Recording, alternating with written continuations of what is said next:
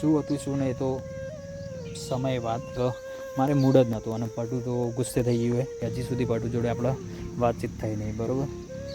તો શું મેટર થઈ છે ને એ તો પછી આગળની. ચાલો મિત્રો, કેમ છો બધા? મજામાં? મજામાં ના હોય તો મજામાં રહેવું પડશે, કારણ કે જિંદગી છે ને પતંગ ના દોરી જેવી, ચારે કટ થઈ જાય કોઈ નક્કી નહીં. તો હંમેશા મોજમાં જીવું. તો અત્યારે મસ્ત મોર્નિંગ થઈ ગઈ, આપણે બ્લોગ શરૂઆત કરી દીધી છે. અને કાલ તો ગાઈ છે ને આપણે સોજે છે ને થોડું સલૂનમાં ગયા હતા, મસ્ત એવું સલૂન કરી દીધું. આ વખત તો આપણે કોઈ ફેન્સિંગ ગયા નહીં, આપણે પ્રાઇવેટમાં ગયા હતા, એટલે નોર્મલ એમ કહો તો આપણે એટલું બધું કોઈ ચોખ્ખાઈ નહીં કે એટલું બધું કોઈ આપણે ફેન્સી કરાવતા નહીં બરાબર. તો નોર્મલ આપણે જવાનું હતું, કારણ કે મોડું ઠરવા, એટલા માટે આપણે કરાવી દીધું છે કાલે. બાકી જો અત્યારે પટુ સેવો બનાવી રહી છે. બોલો પટુ, ગુડ મોર્નિંગ. ગુડ મોર્નિંગ, જય માતાજી. સવારમાં આપણે મસ્ત એવો શિવાનો નાસ્તો બનાવ્યો. બરાબર, વેરી નાઇસ. મારું ફેવરિટ એમ સેવો બરાબર. ગાઈઝોને કોમેન્ટ આવી હતી ખબર, પેલા આખા સેવો બનાવી તમે ભેગી બનાવી હતી. એ તો બે મિક્સમાં જ હતી, આપણા બુંદી મોકલી હતી ને આપણી હતી. એ મોટા હાંચાની હતી ને આપણે નાના હાંચાની હતી. બરાબર. બાકી કાલ ખાધી હતી ને પટુયાને ત્યાં પિયરમાં જોરદાર સેવો હતી. એને ભાભીએ બનાવી ના મજા આવી રહી, ખરેખર એક નંબર બનાવી હતી. મોટા અંજાની પણ સાઈઝ કમ્પ્લીટ હતી. હા, એ મોટો અંજો ના આપણે ગયા લઈ જવાનું. આપણને રેવડી કીધું પણ આપણે જ્યાં નહીં. હા ગાઈસ, કહો તો નહીં, અત્યારે તો બનાવીશ પડ્યું છે એવું. ચલો આ બાજુ ગુડ્ડુમાં તમે કહી દઉં તમને. તો જો અત્યારે તો આપણે છે ને ગાઈસ એક મસ્ત એવું કામ કરી દીધું પટ્યુએ. આ વખત ઝુમ્મર હતો ને એને આપણે જબલો પહેરી દીધો, કારણ કે ચકલોમાં માળા કરતી હતી ને એવું કરી દીધું. એમાં માળા કરી એનો વધુ નહીં પણ પીવાય ને એટલે પછી શું થાય ખબર, એ માંથી એડો પડી જાય ને બચ્ચો મરી જાય કોઈ અર્થ ખરો. હા, એટલે ઘરમાં આવવાનું બધું થાય એના કરતાં આપણે પછી આપણે એને જબલો પહેરી દીધો. જો આ બાજુ મારું બોન. બોલો ગુડ મોર્નિંગ મનીષાબેન. જો બેઠો છે અમારે ગુડ્ડુ. ગુડ મોર્નિંગ બેટું. ચેવી વાત કરો? ફાઈ ભત્રીજી બે ચેવી વાતો કરે કે આજે મોડ બતાવવા જાય છે. હા, તે વાતો કરે એવું. ગુડ્ડુ તારે આપવાનું છે ને? લાઈક કરો, શેર કરો, સબસ્ક્રાઈબ કરો. અને બીજું રાધે રાધે. અલગથી ગયા બોલો. આ તો યાર મોટું જોવું દાર પણ એ રહ્યો કિસ ખબર હે, મારે મેકઅપ લાવી આલો, બક્કલ લાવી આલો, બધું લાવી આલો, બધું ના હોય કે તારો પોલીસ લાવી આલો, બધું તારા જેવું મને લઈ આલો. કોપી કરવા જોઈએ.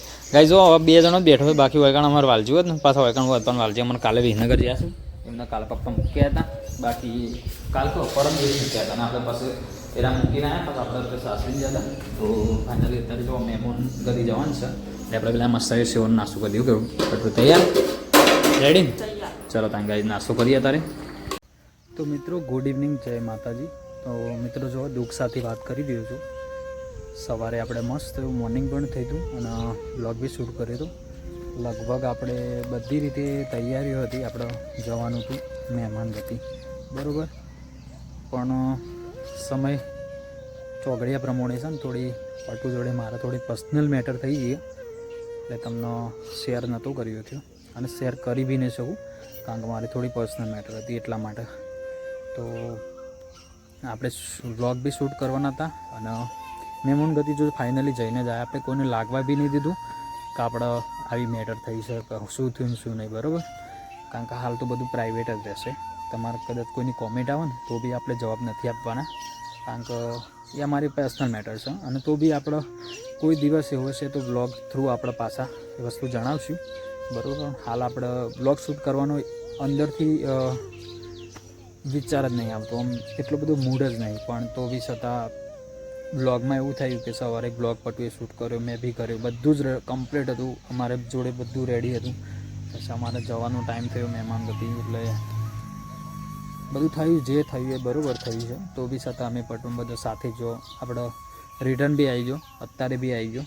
હવે થોડો આપણે ફ્રેશ થયા ને પછી વિચાર કર્યો કે બ્લોગમાં તમને જણાવું તો શું હતું શું નહીં તો સમય વાત. પણ અત્યારે છે ને બ્લોગ શૂટ કરે છે તો એવો વિચાર આવે છે ને કે પટુને અચાનક શું થઈ જાય છે કોઈ ખબર પડતી નહીં બરાબર. બધું જ કમ્પ્લીટ ચાલતું હોય છે અમારી બાને સાથે, પણ અચાનક શું થઈ જાય એની ખબર નહીં હોતી. ચલો વાંધો નહીં, આપણે એટલું બધું મગજમાં પર લેતા નહીં બરાબર. પણ મિત્રો છે ને બ્લોગ શૂટ કર્યું નહીં આપણે, કારણ કે મહેમાન ગતિ જ્યાં ચો જ્યાં એ બધું છે ને આપણે કોઈ બી કઢ લીધું નહીં, મતલબ બ્લોગ શૂટ કર્યું જ નહીં, કારણ કે મારે મૂડ જ નહોતું. અને પટુ તો ગુસ્સે થઈ ગયું હોય એટલે એ બી બ્લોગ શૂટ નહીં કર્યો.